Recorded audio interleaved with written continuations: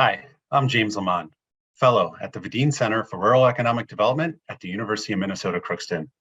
Last 18 months have been very interesting, from droughts to conflict in Ukraine, to a number of inflationary pressures, transportation issues, et cetera, that have impacted commodities across the globe. One of those commodities has been a hot topic naturally, which is wheat. After the invasion of Ukraine by Russia, there was roughly 25 million metric tons that were stranded. It took several months for a deal to be brokered so that the Ukrainians, as well as the Russians, could export their wheat via the Black Sea. So over the last year, this particular deal has been enforced by the Turkish government as well as other observers.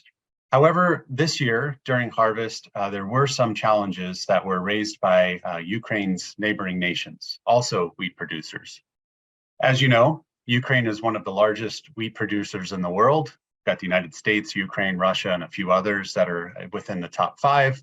And during this period, after the export started, a number of allegations surfaced concerning quality, obviously the geopolitical tensions in the region added to this, as well as allegations of actually smuggling beyond the agreement amount, leading Poland, Hungary, and other European nations to actually ban Ukrainian wheat. This was also due to some pressures from farming communities in those neighboring states because of the falling price of wheat, thereby placing pressure on neighboring country farming communities. And Ukrainian farmers, naturally, after the ban, were placed at risk to further sort of exacerbate some of the fragile economic issues that are happening in country. Just last week, the EU announced a tentative deal in principle with those five neighboring states regarding Ukrainian wheat. And as a result, that it is tentative and it's being formally constructed now. This has resulted naturally in just some serious heated debates and diplomatic tensions in Europe because of the falling standard of living due to the price reductions, because Ukrainian wheat has been sold for much lower than its actual value, and then the value add is happening in Turkey versus neighboring countries. So you've got some of those constraints in place.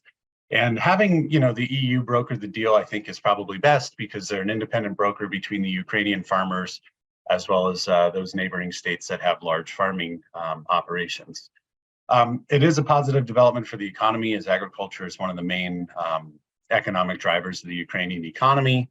And this crisis does outline maybe some quality control measures as well as transparency and cooperation between Ukraine and in other importing countries, not just during the conflict, but even beyond that.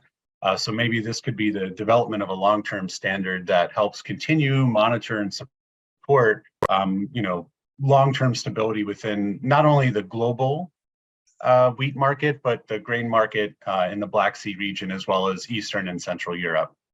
I'd like to thank you for joining me. This has been a very interesting topic to watch over the last 18 months, given the conflict in the region. And I would encourage you to keep your eye on it, just given sort of the fluctuating prices associated with commodities. Thank you.